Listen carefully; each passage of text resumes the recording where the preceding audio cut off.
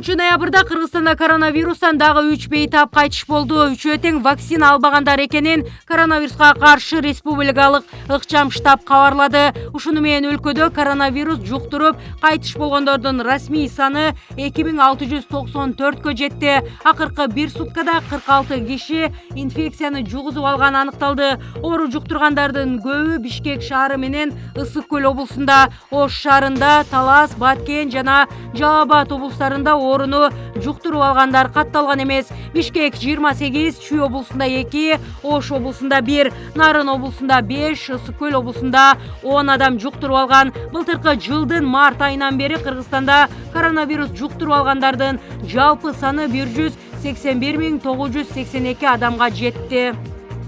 Жогорку кеңештин 10-ноябрдагы жыйынында депутат Бишеналы Нурдинов Нарын облусунда калк көмүр менен камсыз боло электигин айтып, министрлер кабинетин чара көрүүгө чакырды. Эл өкүлү Кара Кече кенинде Нарын аймагына көмүр ташуучуларды кезексиз киргизүүнү сунуштады. Нарында эл 10% көмүр менен камсыз болду. Эң биринчи элди камсыз кылышыбыз керек. Өткөндө тоо кулады деп, кийин майрамдарда карьерлер иштеген жок. Элди кантип камсыз кылабыз? Кыш биринчи Нарынга түшөт. Нарындан келгендерди өзгөчө кезекке коюп, элге көмүр жеткиргенге шарт түзүп берсекпи дегем, деди депутат. 9-ноябрда президент Садыр Жапаров Facebook баракчасындагы билдирүүсүндө көмүр маселесине токтолуп, жайы менен Кыргыз көмүр ишканасына саботаж кылышып, көмүр кеч казылганын белгилеген.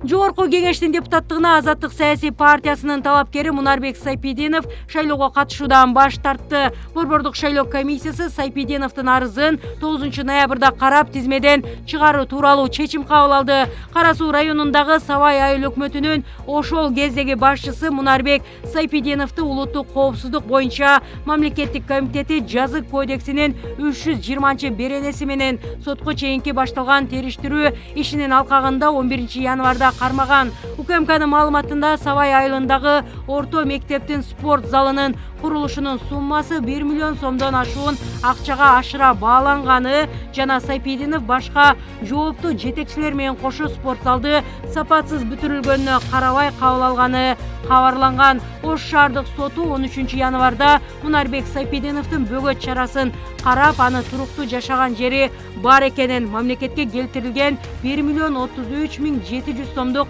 материалдык зыянды толугу менен төлөп бергенин эске алып, сот залынан бошоткон.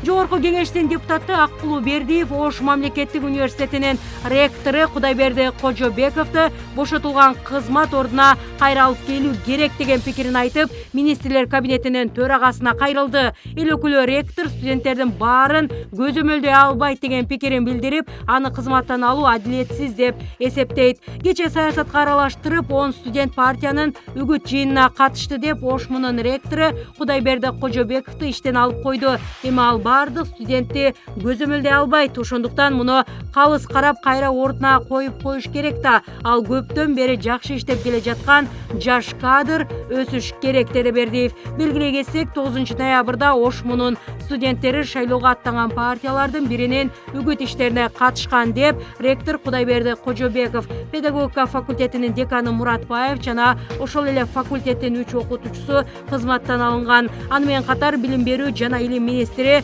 Болот Купешевке, Ош шаарынын мэри Алмаз Мамбетовго сөгүш жарыяланган. Алдыдагы өтүүчү жогорку кеңештин шайлоосуна бара жаткан Азаттык саясий партиясынын үгүт кербени уланууда. Партия талапкерлери барган аймактын тургундары менен болгон жолугушуусу жемиштүү жүрүп, талапкерлердин ар бир пикирин колдоп жатышат. Азаттык партиясы кезектеги саясий партиянын эл менен болгон жолугушуусу Өзгөн районунун Мырзаке жергесинде өткөрүлдү. Мында партия мүчөлөрү калк менен баарлашып, бир топ маселелерге токтолду. Белгилүү болгондой, өлкөдөгү саясий кырдаал олку-солку болуп турганы белгиленип, талапкерлер тарабынан бул жагдайды жоюуга көмөк көрсөтүү керектиги айтылды. Саясатта өз орду бар саясатчылар калкка болгон максаттарын жеткирүүнү улантышууда. Мамлекеттин элдин тагдырын колуна алган президенттин туура жолдо жүрүшүнө бир гана күчтүү болгондо дагы ошол күчтүү парламенттин ичинде билими, тажрыйбасы, мамлекет ел үчүн күйгөн ошол менен бирге адамгерчиликтүү инсандар депутат болуп барганда гана парламент мамлекеттин тынчтыгын коргоо менен эмес, ошол өлкөнүн өнүп өсүшүнө чоң өбөлгө түзөт. Бұл команда абдан таңдалды, абдан тақшалып, тимине бир электен өтүп, анан кийин түзүлгөн команда. Кудайым буюрса, сиздердин добушуңуздарды алып, элдин добушу башка Кыргызстандын бүт булуңчундагы добуштарды биз парламентке барып катсак, биз өзгөртө алабыз.